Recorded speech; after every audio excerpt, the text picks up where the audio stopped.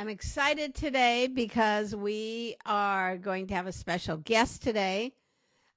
A comedian, Jordan Jackson, is going to be joining us. See if Jordan Jackson is here. Here he is. Who is Jordan Jackson? Well, you're gonna find out. A very successful comedian. Hi, my friend. Hello, how are you?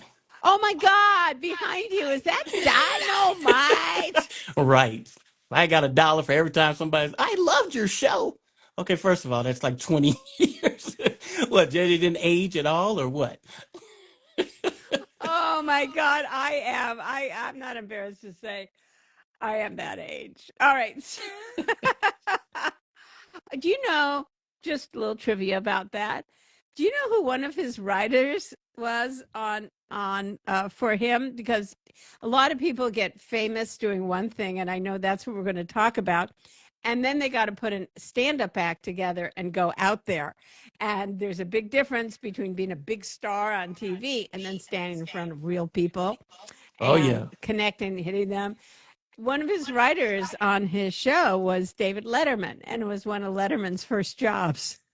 Wow, I didn't know that. Really? Yeah. Oh my God, I know Wow. it. That's so funny. But I got to give you a proper introduction because you study theater arts, so you come from a theater background at Southern Arkansas University. You've been doing Mm-hmm. stand-up since 2014.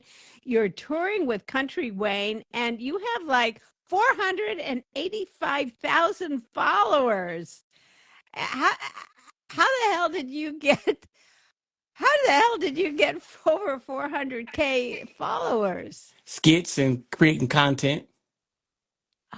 Oh, Ah, yeah. Because I started out in okay. stand-up, but nobody knew me. So I was like, what good is it going to be if no one knows the brand? So I started early with doing skits, and it took off. But the only problem with that is people were fan of the skits. They didn't really know me. Right. So do you feel like um people still don't know you cuz you've been doing stand up, right? Or do you Right. just do the same skits I do on skits and stand. They know me now because I'm one of the main characters from the Country Wayne skits, and then those videos before I got with Country Wayne would get millions and millions of views. But basically, I was able to find talent, write the stuff for them, and then write stuff around them and get these huge, huge views on the skits.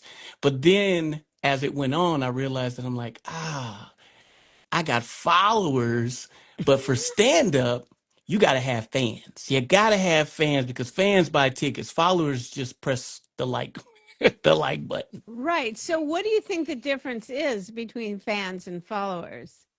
Well, followers, you don't even have to like the thing to like it. You just press a button. A fan, he sees you're in that city or she sees you're in that city, they're going to come, they're going to support you. They're going to support everything that you do. And the difference is trying to understand that you have to be building fans. Followers are cool because, it looks good, but I'd rather have 200 fans instead of 400,000 followers because 200 fans are going to buy your products, are going to support everything that you do. You're winning. And so once you know that difference, it makes a huge, huge impact on what you're trying to do. God, you're such a smart guy. That's so awesome to hear.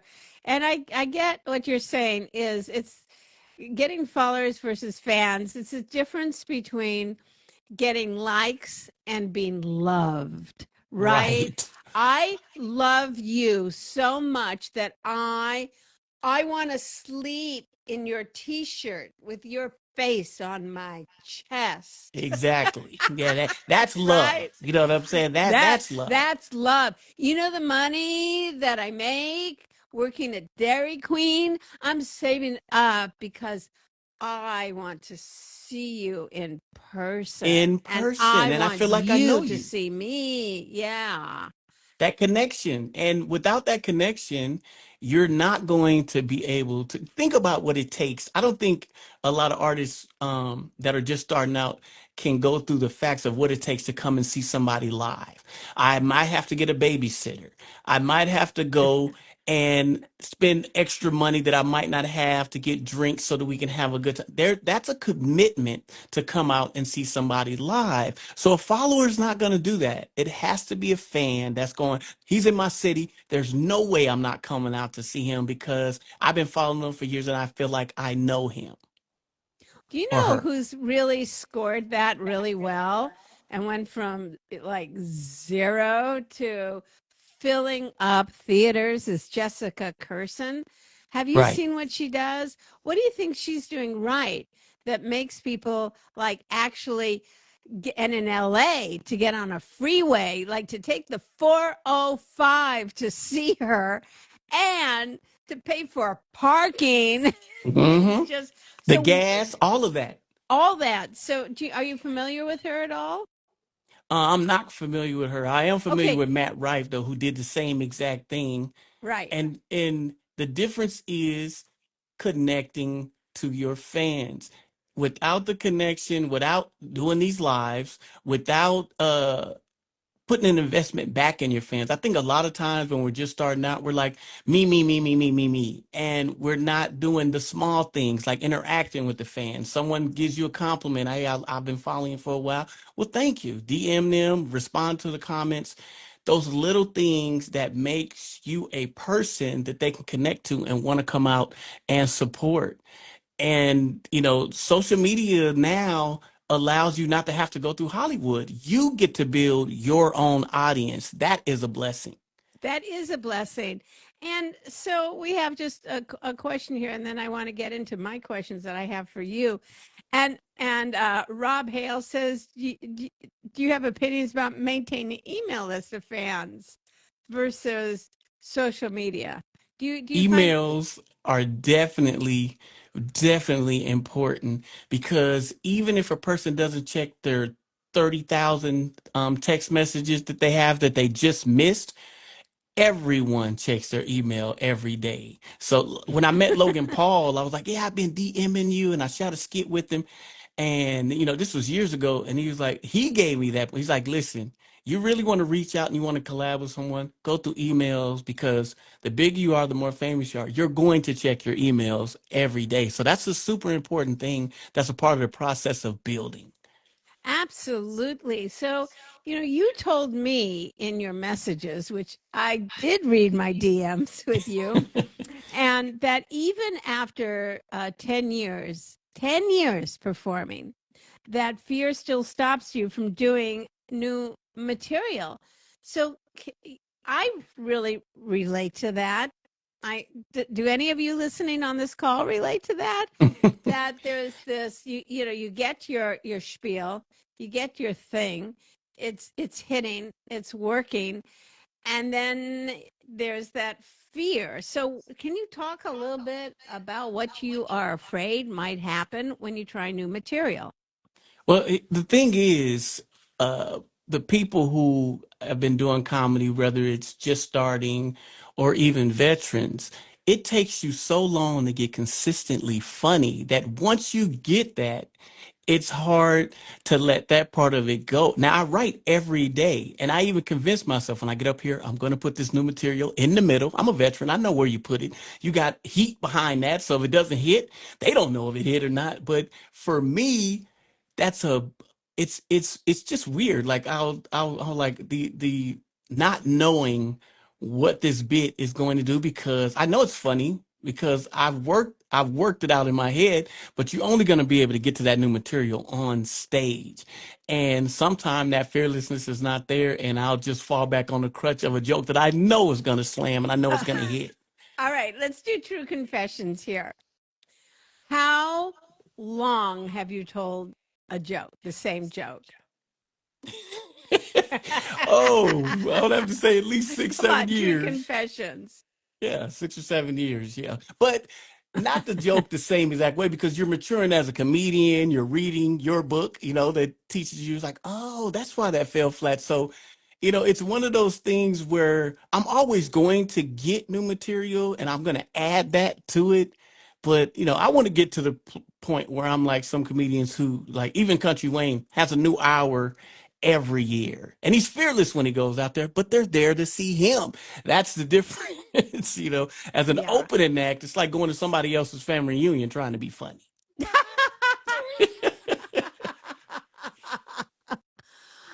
Oh, yes. I've been kind of shocked at some of the opening acts some people have.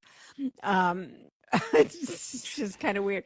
But so what is right now something that you could talk about on stage where then people would really know who Jordan Jackson is? Like what are some topics or what are some things happening to you? Do you want to talk a little bit about that? Because I'm going to tell you why. Okay. Okay. On this Oh, call, on this live, there are a lot of really good comedy writers. So we're going to write you your new material right now. oh, wow. What do you think about that? Okay, cool. Let's do it. Yeah. So,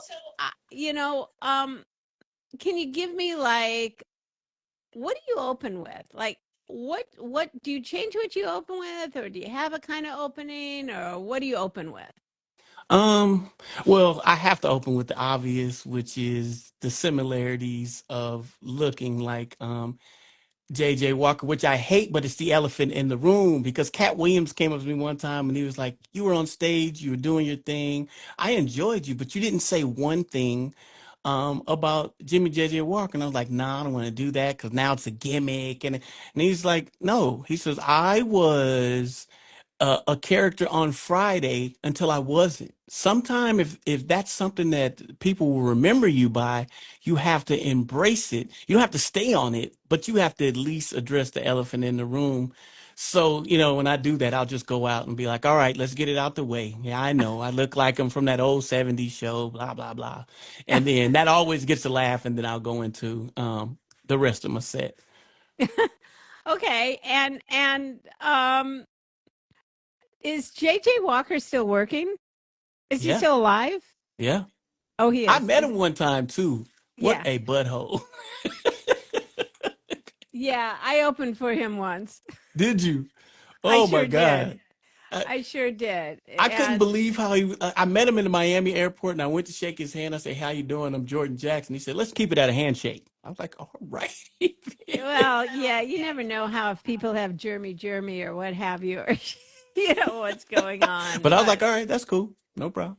yeah, yeah. So what kind of material do you want to write so people get to know who you are? Um, Now, I it's was just wondering, funny. does anybody have so far any ideas how to riff off that he comes out, Jimmy? Let's get it out of the way. I know I look like that.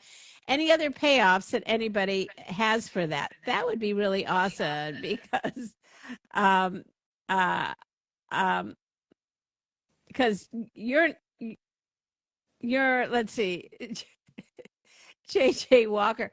Oh my God. Is there any kind of way like because he was so long ago in the 70s, I was thinking, I just had an idea, and and it could be. And by the way, this is how we work together as comedy buddies. We just throw shit out, and we Yeah, don't particularly worry because, the problem with what I have, the fear of writing new material, is that we imagine like as we're creating new material that the audience is judging us like, oh, that's not funny, or that's not funny, and that's not funny. But that makes it impossible to write new material when you're criticizing yourself. Does that right. make sense? Yep. So you have to kind of allow yourself to go, we'll fix it, but let's see if there's anything there. So we all need the freedom of ranting and raving because JJ Walker was in the 70s and I was like, oh my God, I wish I was JJ Walker. Well, Right. why? Because that was before. That was when Black Lives Mattered without us having to put up signs. Black Lives Matter. That was before. What was the what are some of the horrible things that happened? That was like when the biggest problem was. You know what I mean? Yeah, Like it was the good time movement, and that's when there wasn't a lot of choices to watch on television, like we have now. What you saw was what you got, but the shows were quality. They were great quality shows. Yeah. Wait, that would be, in other words, I was thinking of, but maybe it's kind of wrong because it really wasn't really better for certainly for black people back then, but I was wondering if there was any way where you could go, I wish I was. It would be Right? great in the same way, you know, Did I before. just Oh, drop here's a acid? joke. Wait, Here's a joke. Because before, back in the 70s, we were just dancing to, they were just dancing, staying alive. And now we're just staying fucking alive. trying to stay alive. Right. Yeah, Like, that song was different for us. Let me tell you. yeah, that was very different for, oh my God, that's so funny. Back then, all the white people were just dancing the Bee Gees, Right. stay That song, alive. yeah, that My song had God. two Let me meanings. It tell was you. for y'all and it was for us because we were literally trying to stay alive. That's funny. I like that. For us, we were just literally trying to stay alive. Staying Don't alive. shoot. Don't shoot me. I love it. What do you think about that? Anybody? Come on, comments. I love. It just brings up because I love doing some like my favorite way to write material is to extend what I already do. Like there's like Hmm. in that thing because because so many people talk about oh, this era was so great and it was so great Yeah, and how much everybody's era fun. was great. Everyone. So every time you go into the next, oh, ours was the greatest era. So yeah, I do. I I think do that's like that, very, and very it's always from a white perspective because there are no black. No, it was like shit for us. right. Great eras. Where are you from? 70 shit, 80 shit. But you got to think about, when you really the staying alive is hilarious. I think that thing will go I big. I But you, I if think that I like stay alive. Stay alive. yes, Don't shoot me. What could it be that they're going to shoot we're you for? still living that song. Please believe Don't it. So shoot that's me. Please. I'll put a leash on my dog. I'm sorry. Like something really small. Oh, this is so much fun. Okay, now what you're going to do, so do you mind doing this? I think this is fun, and I think oh this will yeah. be fun for everybody here too. Okay, because we got a nice little crowd, and then we repost this. So, I know you're all wondering, did I just drop acid and wake up in the 70s? Good times, right? Oh, good time. That was the name of the show, right? Right. Terrell's just a wonderful comedy writer. So it was called Good Times, right? It wasn't Good Times. It At was all. the only black show. Maybe it was Good Times for J.J. Walker, but it was not Good Times. They should have called the show what? They should have. What? If anybody have an idea for finish this setup? It was called Good Times. They really should have called the show um what kind of times. They should have called the show uh Only times. it's good times for five of us who got to deal with Norman Lear. Right. What about the rest? Yeah, rest of us. Oh my God. Oh, I Somebody I put see dark I see times. That's so funny. much of that on TikTok. It's about Um time. Hilarious. yeah. It should have Oh, been I like called that. It's And it About was called Time. Good Times. Good times for those five people who actually got a paycheck, right? It should have been called. It was the first black show on. It should be called. It's about Time. time, right? Dynamite. Oh yeah, right. Is Hilarious. there anything we can use like now when a black person says dynamite, everybody goes run.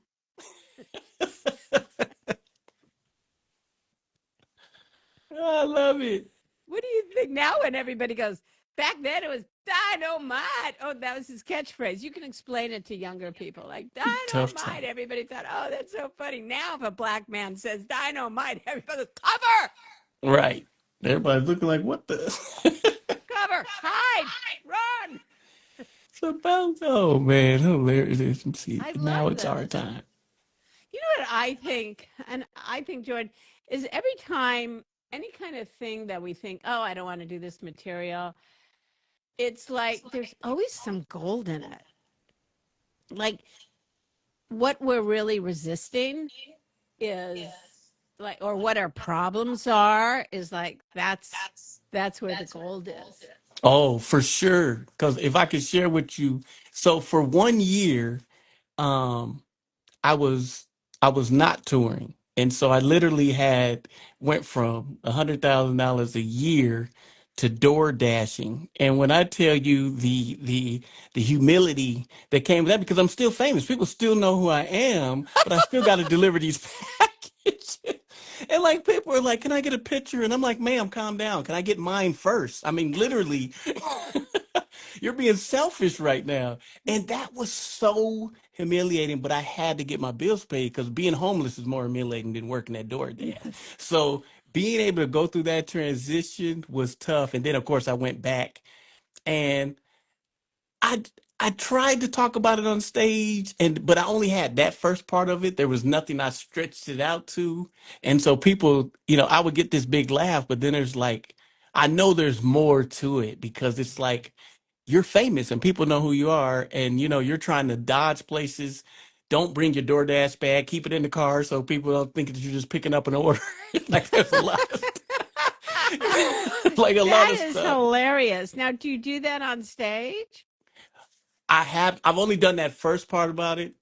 And then when I Uh-huh. think back on how it was, just then I just told you because literally I'd want to hide that back. I'm like, damn, I don't want anybody to see Oh, me, but I got to pay these bills. I love humiliation is always good for a laugh. It always is, you know. What is it? Someone said pretend It's a skit. oh, oh, Oh yeah, that's true. Just oh doing a yeah, skit. thank Yeah, you. It's my script delivery for my next feature. Thank right. you with a double option, right?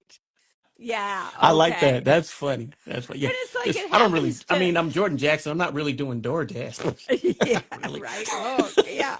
I love that. You know what? I think also a setup to that um to have everybody connect to it because here's a setup. Um if you do the DoorDash line and then you say, "Oh, look at you all looking at me like, oh, that was bad for him." AI is taking away all of your jobs. You're going to be lucky if you do DoorDash. Uber drivers, forget it. You're going to be like the kind of jobs people are going to be getting. Like, I think you need to like up that material to really what's going on in the world right now. I Like like what she you said too on research. I'm just researching my next movie role. That's hilarious. no, that's hysterical.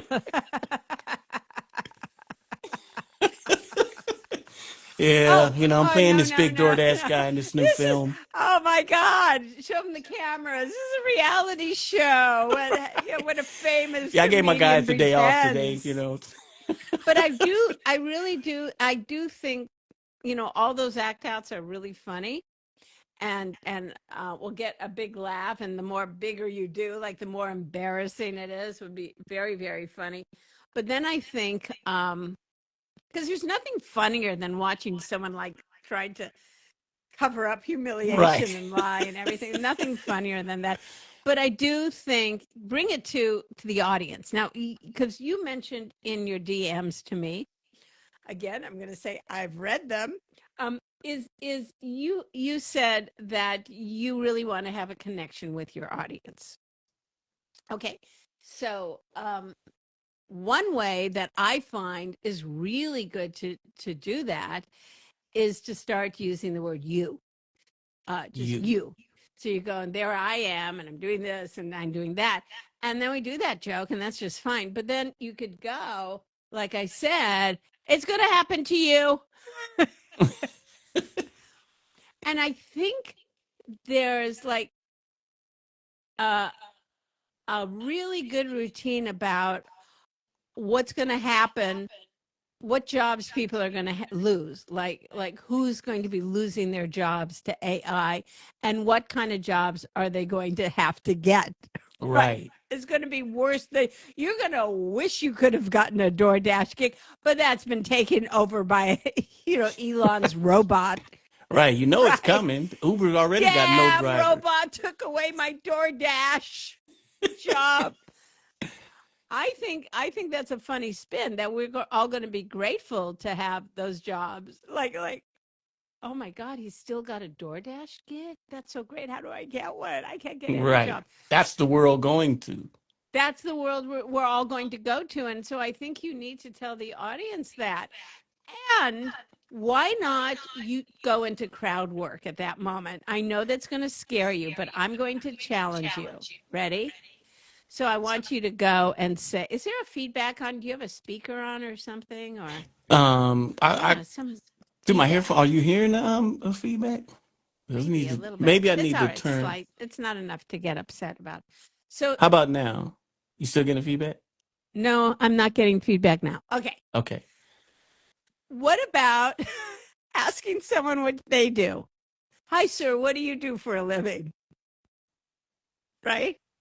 So everybody, why don't you put into the chat like how you would answer that? And let's have Jordan and I jam with that. Okay. Like what could he say on this whole thing about losing your job to AI? Like, sir, what do you do? Okay, so does anybody want to put into what do you do? What do you do? Okay. I'm a paramedic, right? Okay. So what can we say if you go, so what do you do? What do you do when you say, someone says, okay, well, I'm a paramedic. All right. So I'll be that person and like just talk to me. All right. So sometimes when do you do crowd work? Yes. Okay. So do you ever like then like someone says something, you're not sure what to say. So you just ask them questions so you can figure out what to say Yeah, and right. land And on you hope something. that someone says something interesting, like because paramedic is good, but you're hoping that you get something that is that you can feed off of, and that's the chance that you take. But thank God when you know that you have really quick wit, it doesn't bother you because even if it doesn't nail home, there's always something funny about a paramedic.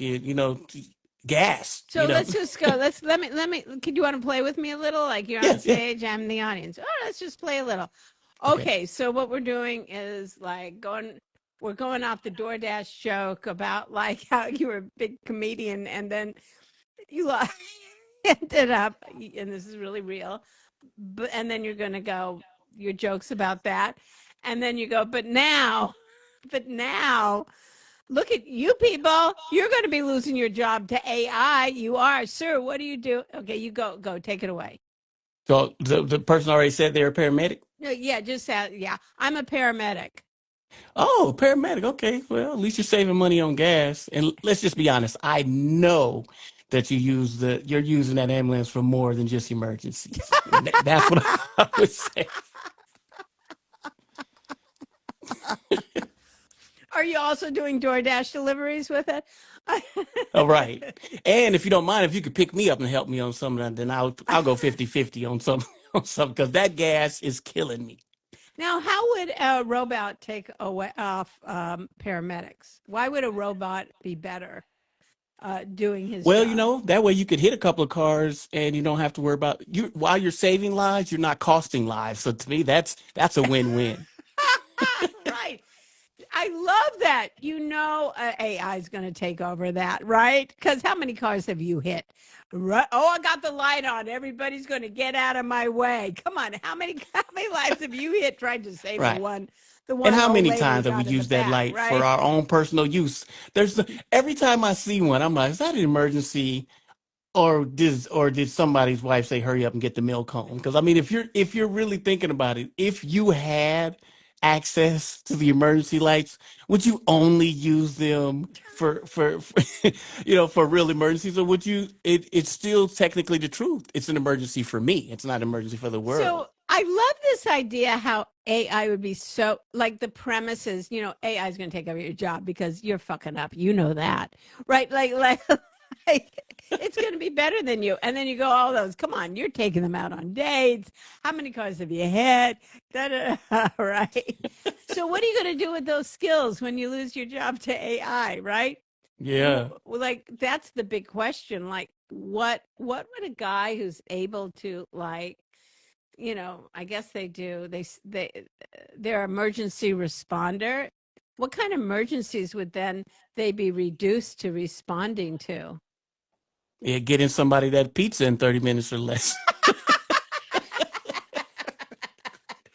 They still qualify. It's just a different thing. You know what I'm saying? Hey, Oh my if God. if The that woman is emergencies hungry, you're going that's to an be, emergency. She needs that food. So yes, yeah, the emergencies you're the next going to be had is helping people with their hunger and getting them. Oh my God. I think this is such good material. I love it. I love how fast you are on your feet. and and I love how you connect with people. That is awesome. Wait, let me see what other comments we have. Bet they hold the speed record on DoorDash. That's right. funny. Can you imagine if you're working DoorDash and you got those lights, how fast you can get people, because they're keeping up with it. You can you can get 5 stars every time. So there's a lot of depth and a lot of material just off of that. I like that. Oh yeah, and do you do a thing which is such a crowd pleaser, and you don't even have to be funny, and that is, to store it all. You're storing it in your head someplace, and then you call it back. Maybe you ask a couple more people, "What do you do?" And then you bring it back to the ambulance. Anyway, uh, yeah, they're staging a resuscitation, resuscitation in the ambulance, so it looks legit while they're trying to get Chipotle before they Before close. they close. I love the specifics of that joke. I love what you're saying. That's so funny. I get on the phone to yell at it's for sticking with almost 100 for working with a handicap. I need the paramedics before I couldn't asking for hundreds of questions. I'm not sure what that means. Oh my God, Chipotle's workers makes more than paramedics.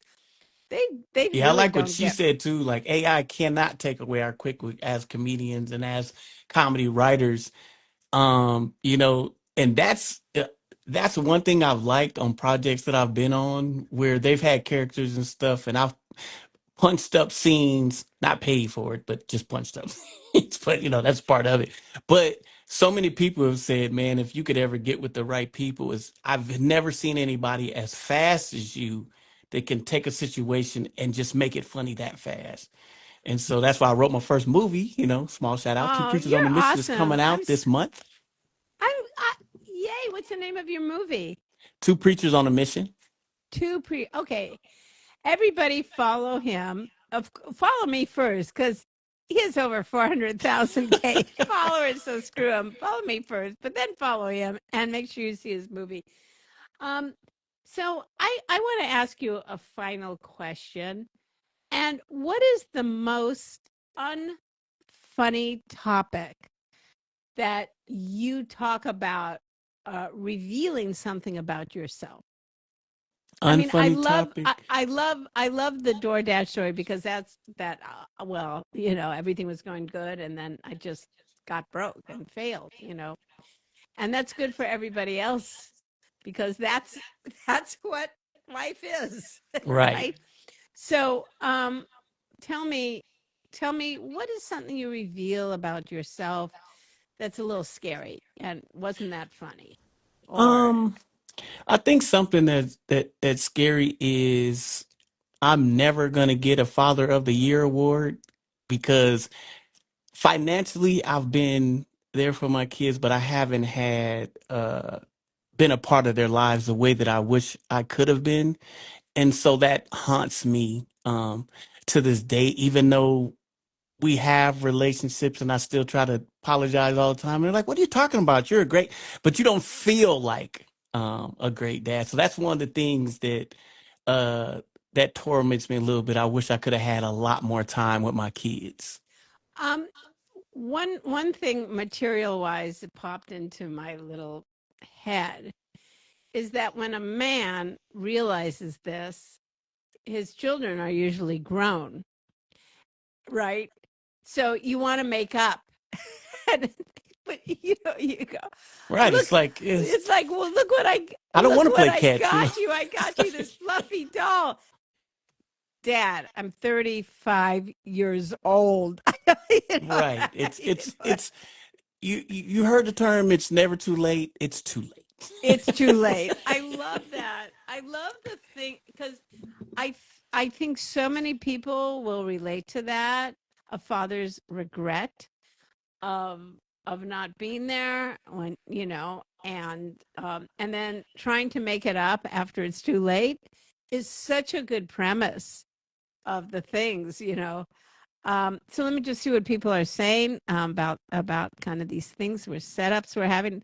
That's what that comment means. They're docking their pay for years. That's what came. I just thought, have you ever thought about doing a joke where you use your quit wit in a breakup situation like a poker game? It's funny she says poker. I played professionally for 7 years. That's what I did Do for a you living. have that in your act? No, I don't talk about it. I don't talk about much about poker, even though, if any poker players that have played poker know that there ain't a lot of funny stories about poker Well, and the roller coaster of, because I did it for a living. I was living in Vegas and it's so up and down. Like one day you're balling, the next week you're stalling. You're just like begging for people to help you pay your rent. Like I just couldn't take the roller coasters of doing it.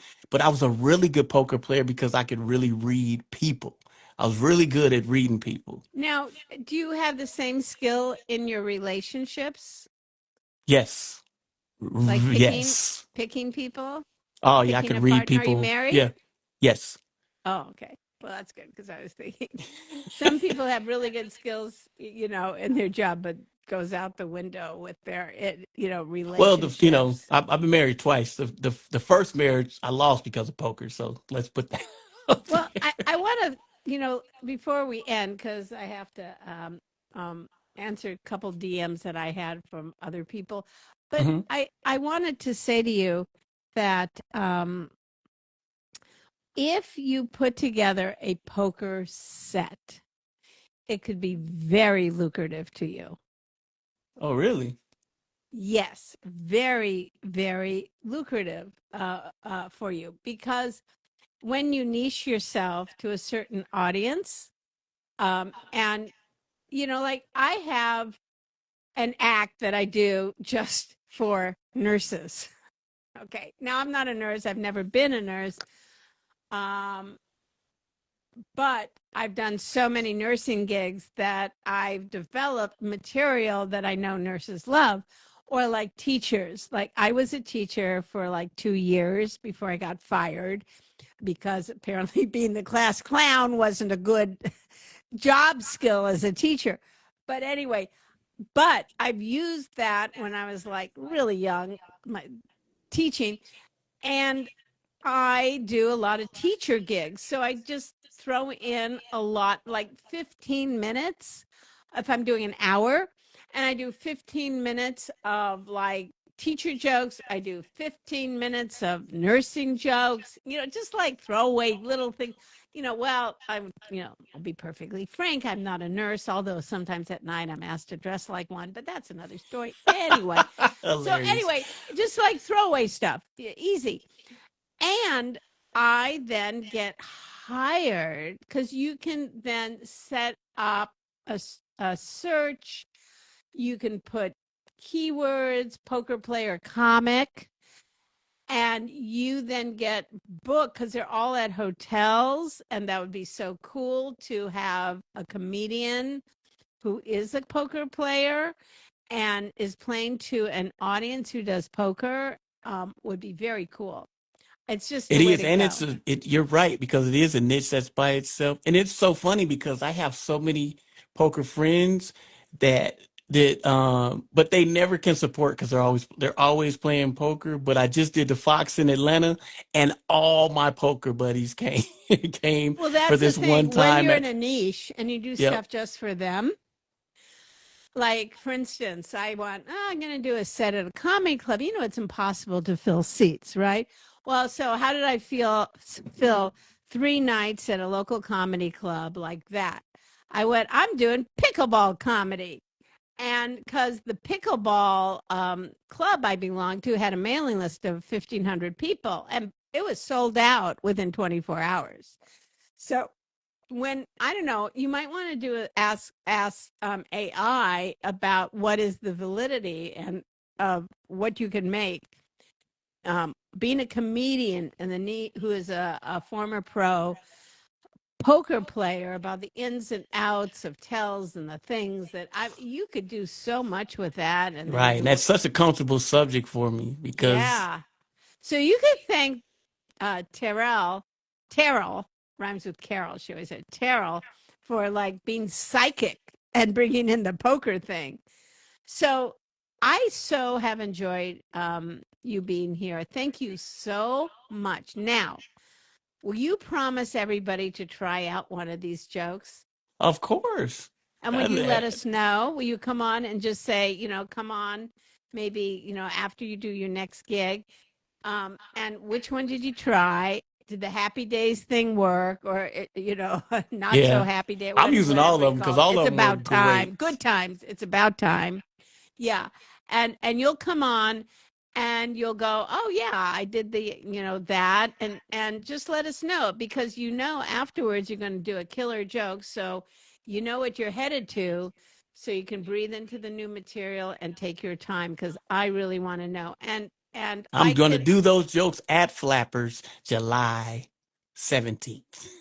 Oh my God, Flappers, friggin' Burbank. Oh, I live in Venice. Do you live in LA? I live in Atlanta, but I'm from California. Oh, you are, but you live in Atlanta? Hmm. Oh, okay. Well, maybe we have coffee or something. Give me a call, okay? Okay. Or not a call, a text, a DM, a email. Don't fax. Oh, That trust doesn't me, work anymore. I plan on getting me some of the some of your one-on-one. So yeah, we're not done. Well, this is awesome. You know what I could also do? I'll give you the transcription of this hour, okay? Okay, thank you. All right. So really nice meeting you. And in the corner, there's an X, and we'll see more of you soon. All Okay. right, thank you so much. All righty. So, oh my gosh, that was so much fun. I have to tell you, I sit around going, I'm not funny, I'm not funny, and then I meet with someone, and then sparks start to fly, and that's why it's so important. You people get together with a comedy buddy. I'm going to start doing some workshops on Zoom where we can start writing material, put together in breakout rooms. You could jam with people. I think this is really fun today, and I hope you do too. I have, let's see, Vin Vijay is waiting for me, but I'm sorry. Come back next week. I will have more time. I want to try and answer some questions that you people have been DMing me. And starting out, people have asked me, what is the one income stream that comics should focus on first? Okay, the first one you should focus on is the one that you are doing, right? Don't quit your day job. See how to expand your day job. Whatever your day job is, whatever it is, people have meetings, people have award shows, people have things. See if you can do something within your current day job to add comedy to it to get paid. Whatever you're doing, you're hanging around comedy clubs, right? Start seeing if you could sell some tags to people. Watch other acts. At least it'll help you be a better comedy writer. All right. So next thing is, you always say, don't ask what's funny.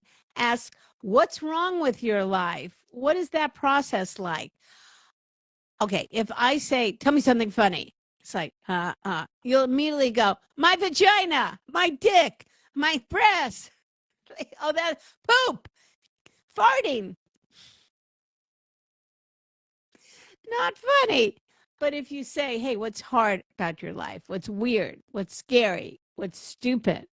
Start there and then start jamming material with your comedy buddy that comes out. Go on a rant. What else is hard? What's hard about being a waitress? What is hard? What else is hard? What's scary? What's stupid? And go off, and you're going to find the material starts to develop. Okay. What's the biggest mistake, Judy, comedians make when it comes to monetizing their comedy? What do you see over and over again? I'll tell you what I see over and over again. People spending money on things that aren't going anywhere. Like they have very few followers. They don't have great material. They really haven't had a lot of stage time. But I'm doing a YouTube special and I've hired writers and I've hired camera people and an editor. And that's what I'm doing. And it's like, those things don't happen that way. They don't happen that way. First, get good. It's more of an organic experience. All right. Don't force it. Again, get one thing going and see where it goes to. All right. How do you stay motivated when things aren't working? Things aren't working. Well, that's never happened to me. I don't stay motivated when things aren't working. I go to bed. I'm a, I'm a comic. I'm a creative person. And this is what I've discovered. When things aren't working, when you're blocked, when you're stuck, just know that in my experience, it's something is going on in your subconscious. Like I have a gig coming up tomorrow and I've delayed working on it. I delayed working on it. I started getting anxious about it. And then I finally started working on it and it was all there. Like the whole set list was there. And I think it's like when you're a creative person, there's things going on that you are not conscious of yet. And sometimes you just got to let it be in its time. Sometimes you can't force things, okay? Mostly, get off your own back. Um, what would Judy, question. Judy, what would you say to a comedian right now who's thinking about quitting, like exhausted, broke, and wondering if it's worth it? I would say take a vacation in Mexico. Not that expensive. Really, sometimes when you're trying too hard, it stifles your creativity. And sometimes you have to just take a little break and go back to it. And the one thing that always helps when you feel like quitting is to really write material about quitting. My last guest, Jordan, came on and he was talking about, people say, I got to do something about looking like, JJ Walker. And I don't want to, but I just do it. I go, no, that's where your material is. Very often, the bad news about yourself is where the best comedy lies. All right, people. I think that's it for me because it's lunchtime. I'm so happy to have you all here. I have some good news I will just end with. I've been invited to do a workshop at the Budapest Comedy Festival. I also printed out book sales in Europe. People, I'm a big hit. I had no idea. I had no idea that people in Germany were buying my book, that I'm huge in France, and people in the UK have bought thousands and thousands and thousands of copies of the New Comedy Bible. So I decided I'm going there. I'm going there and I'm doing workshops. It's going to be in September. I'm doing a fall tour of Europe. Of course, I will have maple leaves and a little Canadian flag on my luggage, but I'm going. All right. So I, it's really surprising how life is. You just got to keep doing on what's in front of you. Say yes a lot. And when things aren't working, take a little break. See you next week. Love you guys.